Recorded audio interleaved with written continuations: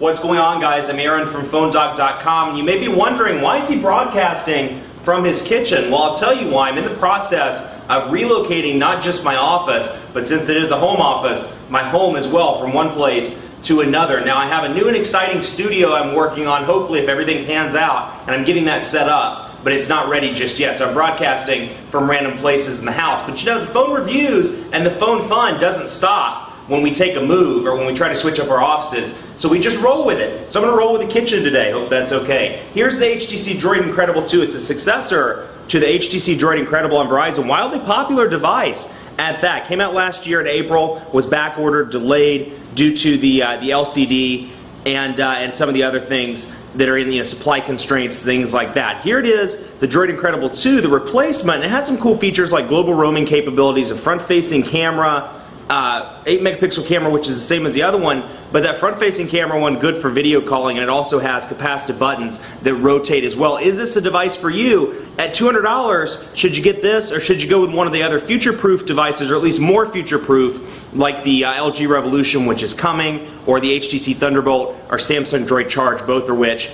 are available right now. Which one should you go with, $199, or spend a little bit more and get that 4G device? We're going to figure that out in Phone Dog's full review, HTC Droid Incredible 2, which starts right now. For those of you that really loved the HTC Droid Incredible, your successor is here. Here it is, the HTC Droid Incredible 2. It's available now at Verizon Wireless for $199.99 after a mail-in rebate and a new 2-year agreement. Now, it's a 3G only device, and it's one of these things Verizon's doing, at least, they haven't come out and said it, but I think it's something they're doing where they're really pricing their 3G devices at that magical $199 price point, and they're lifting their 4G devices to, $249.99 to $299.99, somewhere in there. So I imagine that to be what you'll see going forward with the LG Revolution, the Motorola Droid Bionic, or Targa, whatever they call it, when it launches. But anyway, a good device. It does lack 4G, but the specs are pretty decent. 1 gigahertz Snapdragon processor, single-core Snapdragon processor, 4-inch display. So here are a couple of improvements from the original Droid Incredible. 1, 4-inch display instead of a 3.7-inch display, and it's a Super LCD. 2, global roaming capabilities. 3, it's running HTC Sense 2.1, and you'll see the new home icon down here, the new capacitive button. You'll see a slightly revised menu, and then you'll see a slightly revised menu structure down here, which we'll get into in just a second. So you have that, you have your global roaming capabilities, you have your front-facing camera as well. So they've added a 1.3 megapixel front-facing camera up here. Skype Mobile comes pre-installed, and of course you can download some additional programs as well, like Quick, Freeing, things like that, and use it to your heart's content.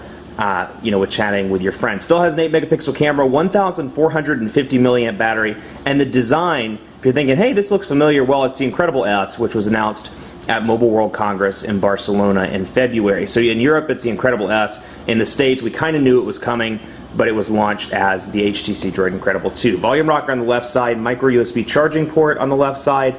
On the right side, you have nothing. So no camera button, no shortcut key, nothing like that. Your dual LED flashback here, 8-megapixel camera, speaker port, and then on the top, your 3.5mm headphone jack and power button. Now let me pull this off. And it's a really good looking design. It really takes the original Droid Incredible and improves on it. I thought the original Incredible was a good design within itself, but they've really done a good job. They pulled away some of the two-tone, so if you weren't a fan of the Verizon two-tone color, it's no longer there. You have the ability to stick with one color unless you have a case, of course. Like I said, 1,450 milliamp battery, and I'm not going to pull the battery out, but underneath the battery is the SIM card slot for global roaming capabilities. Micro SD card slot over here. Let's see, out of the box you get probably, an 8 gigabyte micro SD card, not a 16 or a 32 like you see in the Droid Charge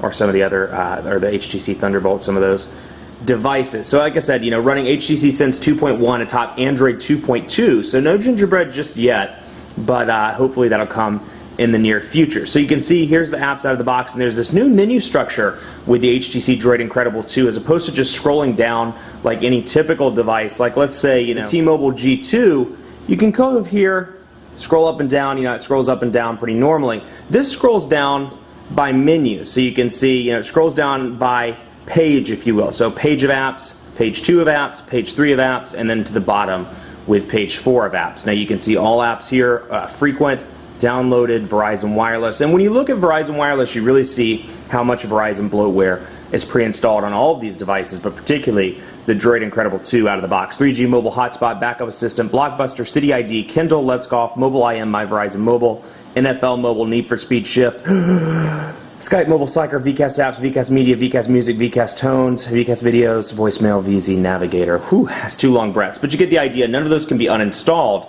So even if you don't want to use them, you can't uninstall those and use the memory for something else. You're kind of up a creek without a paddle, as the old saying goes. Now, one cool thing, another cool feature on this one versus the original device, which isn't, it's not notable enough to really bring it up as like an improvement. I mean, it is an improvement, but not a huge thing. We go into something like the internet, for example, and we'll go to phonedog.com, and we'll take a look at the browser while we're at it. If we go into landscape mode, you can see the capacitive buttons rotate with the display. You can see home, menu, back, and search moving. Now here's the interesting thing. They don't move on this side. They only move on the left side. So even though the page rotates on both left and right, you're only going to get that capacitive switch if you use it on your left side. Maybe it's a little bit biased towards left-handed people. I don't know. I'm left-handed, so I guess I would just by default be in favor of that. So you can see here's the page loading up, and it's loaded up pretty quick despite being on 3G connection. I've been working with this device for a couple of days. Once you're dealing with HSPA+, WiMAX, LTE, these fast 4G technologies, 3G is pretty slow, and especially Verizon's 3G EVDO is pretty tired. And same thing, with Sprint as well, but EVDO is just on its way out anyway. It's an old technology, and it's very slow. So you can see pinch to zoom, very responsive, reasonably quick. Not the quickest on the market by any means, but certainly will get the job done. You can see add bookmarks, windows, and it gives you that typical HTC Sense look and feel when you go in through your bookmarks. You can see those.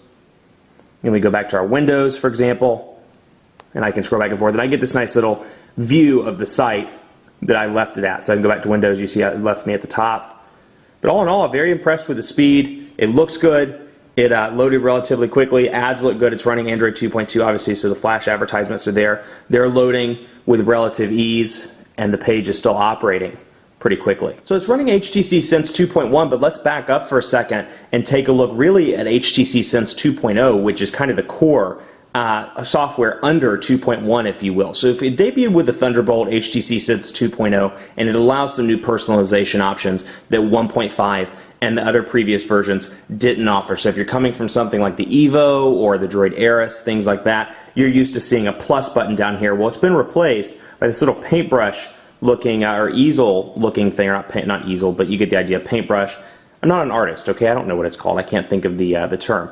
But you see it opens up this personalization menu where you can choose between scene, wallpaper, skin, you can do widgets and more. So it's kind of this catch-all personalization area for your device. So the downside, it doesn't give you access, or Verizon's disabled access rather, to HTCSense.com and HTC Hub, which are 2 free programs that allow you to download additional ringtones, additional skins, additional wallpapers from HTC servers to your device. So if you pull out something like the HTC Inspire 4G and you scroll through the skins here, you're going to see apply, but you're also going to see a button on the right hand corner that says get more skins, or get more, I believe it is. When you click on that, you can activate an HTCSense.com account, and from there you can download skins that they have available on their server. Not the case with this. You're stuck with what Verizon's pre-installed on it. So, it's a catch-22. They want you to download their apps. They want you to download their music and not go through HTC. But still, personalization is good, and I think both can coexist within one device. But let's just say, Slate's what it's on right now. That's the HTC and remember most likely, and you have a couple of different options to choose from. Same thing with Scene. You can change from Verizon Scene, wallpaper, and then widgets. It brings up all of the HTC and Android widgets. Now, like I've said before, with HTC, not only do they have beautiful widgets, but they give you the choice between HTC widgets or Android widgets. So we come over here to calendar, for example, you see HTC and you see Android. You have the option to choose. The Android one's kind of boring, but you look here at the HTC widget and you can see that there's some nice options, like Agenda, for example. Great for me personally when I'm traveling. I can click on that. I have to drag it to another screen. Let's see. Bam, right there. There we go. Okay, so no upcoming events. I don't have my work email obviously synchronized to this, or there would be a bajillion things. But you get the idea. Agenda pops up, and it's a nice, colorful, very clean widget that are, they're very functional and they're dynamic. So within this widget, I can scroll up and down through my agenda, whereas with a typical Google widget, in Android 2.2 at least, they're pretty static. I mean, it's just a widget. You click on it, it takes you to your calendar, and then you go from there. So these widgets really make your life much easier.